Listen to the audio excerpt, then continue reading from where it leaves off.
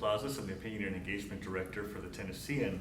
This is a series of videos that we're doing with candidates for Nashville Mayor. The election is on August 3rd, and today we have the pleasure of having Vivian Wilhoite, who is the property assessor of Davidson County and candidate for mayor. Assessor Wilhoite, how are you doing today? I'm doing great. How are you, David? Excellent. And tell the public, why are you running for mayor? I'm running for mayor because people matter. That has always been my beginning, and that's where I will end. I believe that in reference to what is needed today is to ensure that we have both of the things that will help the city be even greater. Stronger neighborhoods, stronger businesses. And of course, we want to make sure that we pay our Metro employees competitively. So that's why I started, and I like to use my experience I've used that I've made it the assessor property a reality, and I like to bring that to Nashville, Davidson County. Talk a little bit about your past elective experience. Well, I have been a two-term council person representing in District 29, one of the fastest growing districts in Southeast Davidson. And that's when I learned about how my leadership experience would even grow and flourish.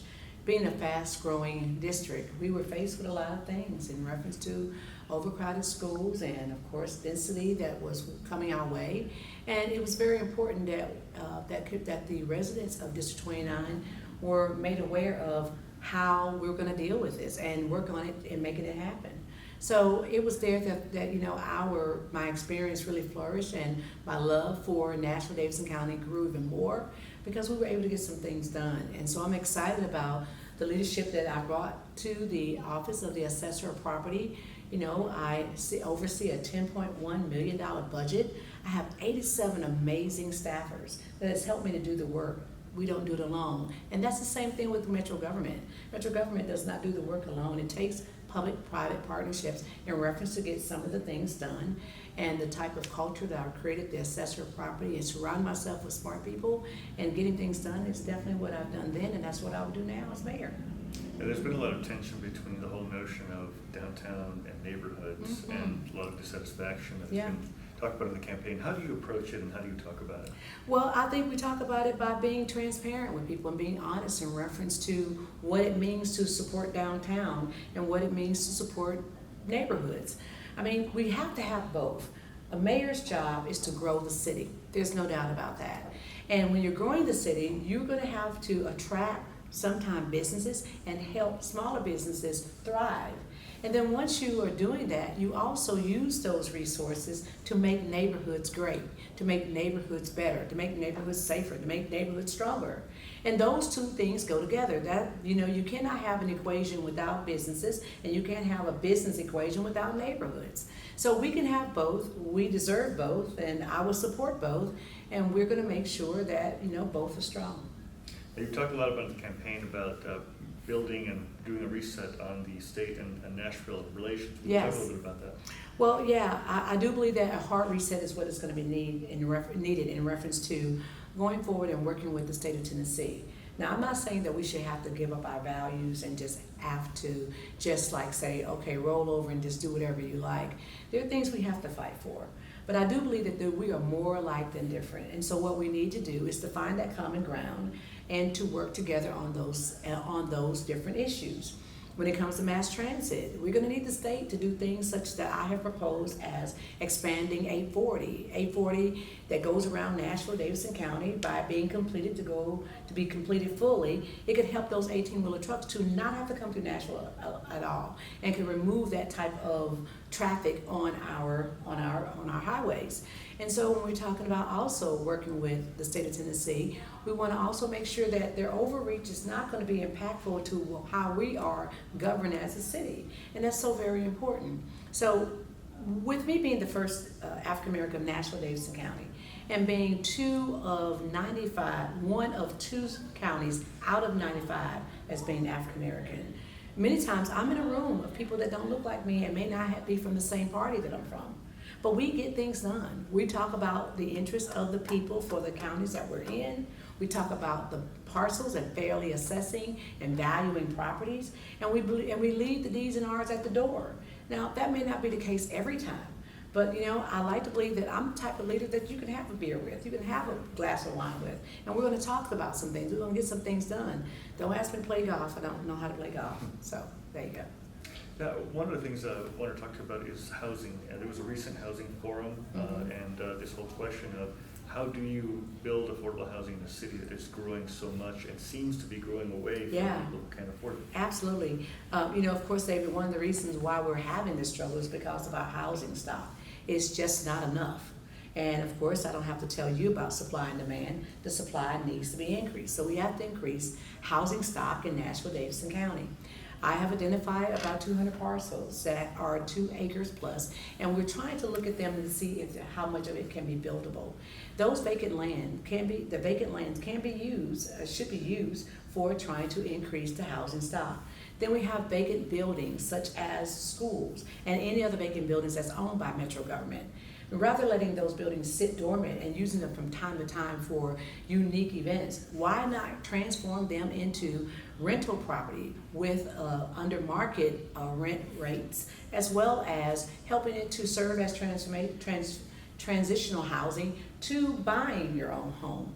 Those are just a beginning. It's not enough, I don't think, because the housing stock has to be more, and of course to help us understand how much we need. I'm very proud and pleased that Mayor Cooper has designated a housing director, an affordable housing director, that can help us identify what we have and what more we need to build. And then of course, last but not least, as with everything, we have to, again, use our relationships with private developers in order to incentivize them to want to build affordable housing. All of those things are needed, as well as what is needed is bringing together those organizations that are already doing the work and helping to make sure that they're able to continue their work in reference to affordable housing. That's the only way we can do this. And you live in Southeast Nashville. I You do. represent it in the Metro Council. And when I've gone around town, one of the things that's often talked about is that we hear so much focus on the urban core, but not Yeah. enough on the general services district or parts that are outside of downtown. Mhm. What are residents in those areas telling you that they need the most right now? Well, that goes to something else that I've talked about in reference to my platform, and that is to close the economic parity gap in reference to those districts, those neighborhoods that are in the same tax rate, but don't get the same services. And that's what I hear in reference to infrastructure, whether it be infrastructure in our waterworks to reduce flooding, or as the infrastructure is to sidewalks. I am very glad that Mayor Cooper has made the investment along with Metro Council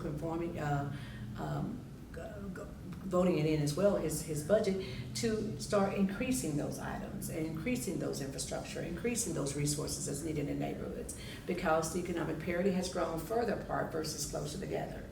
It's unfortunate that we're just now getting there. There have been times that I do believe that the can has been kicked down the road, and it should not have been. But I'm not going to sit here and cry with, spilled water or what have you. We're going to see how we're going to move forward from there and build on what we're doing right now. In your recent commercial, you have a phone call, imaginary phone call with Governor Yeah. Lee. What would you like to talk to him if you were elected mayor? What would be that first conversation? What would you like that to be about? Let's talk about the things we can work on. Help me understand the overreach in reference to what's going on with state government. Because even though through the courts it's showing that it should not be done, okay? But let's talk about what is your goal and what is our goal, and let's bring those goals together in order to make Nashville-Davidson County better and greater. Nashville is already producing quite a bit that's helping the state overall. And that means that Nashville has been doing pretty good without all of these shock changes. But how can we make Nashville better?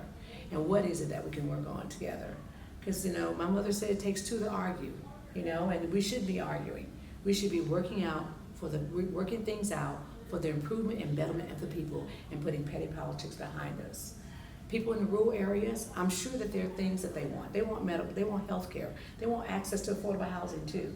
And if they were to know that maybe their leadership is voting against their best interests, that would not be good. Let's talk about the things that's going to make our city and our county great, and let's work on doing that. And those are the things I want to talk with him about. Well, let's get those things and let's work on them together. And of course, all of them fall under the topics of affordable housing, public safety, education, all of those topics. One of the issues that we brought up at the American Baptist College debate was about the needs of the African American community. If you're elected, you would be the first black mayor of Nashville. Mm-hmm. Are there any particular needs that you'd like to identify to the public that really need to be put at the top of the priority list? Well, closing economic parity is one of them in reference to the neighborhoods, of course. You know, I've used different examples in reference to Belmont, Hillsborough, and Bordeaux. And then, of course, I know that in Bordeaux there's the landfill that's going to be a big issue in reference to it closing and expanding. I like to see it close, but nevertheless, the people need to be at the table in reference to how we proceed there. We have an issue in reference to that type of environmental injustice that started some years ago, and I think that we need to take the opportunity to correct it or make it better. And those are some of the things in reference to the African American community is so very important. But also crime in our youth in reference to what type of opportunities they're being given in order to not have a idle mind as a devil workshop and giving them access to opportunities. I am appreciative to the program right now that serves many of our youth of Davidson County to have jobs. I myself, I make sure that I have enough in my budget that I can employ many youth. I have 12 interns right now, and I'm so excited and proud of them, and brought them on board to understand what is the Office of Assessor Properties responsibilities and how does it connect to the city. And it's just helped them quite a bit, and hopefully I'm going to see that some of those youth are going to come back and be working for the Office of the Assessor of Property or become the Assessor of Property for that matter. I've had one to say that. So I do believe that those are some of the areas in reference to that we can really focus on. And last but not least, small businesses. I mean, if you're downtown, you ask yourself, how many of those businesses downtown are of African American ownership? We have to find a way to make it more inclusive, to help more business owners to be a part of this major explosion that's happening in Nashville since 2016, since I came on board. And I do believe that how we can do that is when big businesses and corporations come here, we should not only be asking but demanding that they give in to the pool of helping to mentor, expand, incentivize, and help small businesses to be able to thrive. We can do that. You know, one of the questions I've asked candidates in the questionnaire that you all filled out is about the 2 or 3 places that you tell visitors to go to. Would you tell us a little bit about your favorite places that you like to recommend around town? Oh wow! Okay, so I like Mr. Lorenzo Washington's his museum that's on Jefferson Street. They just celebrated him not too long ago and all the work that he's done there, and I think it's a world's best kept secret, kind of like my hometown, in a sense. But yes, I think that is a place that folks can go. I think you cannot experience hot chicken by going to the first hot chicken restaurant, which is Prince's Hot Chicken, no doubt, and checking it out. And I was talking in one of the forums of a place that gave me inspiration from the very first time I've had an opportunity to visit it and see what it's doing now than what it did years ago, and that is in Centennial Park, the pool area that was a symbolism of segregation. And now it's a symbolism of unity, bringing people together and talking about how that experience of not being able to swim in that pool for someone who's African American, and now today about how it's been turned around and what it serves as a symbolism for, and how it can make us better today. That gives me inspiration. When they had the program there, I was moved to tears because I heard the stories from people like Howard Gentry speaking and others just talk about what that pool meant and not being able to be inclusive. So guess what? As a result of that, we're going to be inclusive. Whether you're black, white, tall, short, gay, straight, American, or want to become a citizen of America, this is the time that Nashville can be its very best. This is a historical election. This is a historical race. Why would you not want to be a part of history and make it happen? Vote Vivian Wilhoite for mayor. Any final messages for the public? That was it. All right, well, we want to thank you so much. We are recording this on July 18th, so we're in the midst of early voting that goes through July 29th. You can request your absentee ballot through July 27th, and of course the election is on August 3rd. Make sure to go out and vote, cast your ballot. Thank you very much, Vivian Wilhoite, for joining us today on this program. Thank you. I appreciate it. And go to Tennessean.com for your final looks, question guides, election guides, and photos and visuals. Go vote.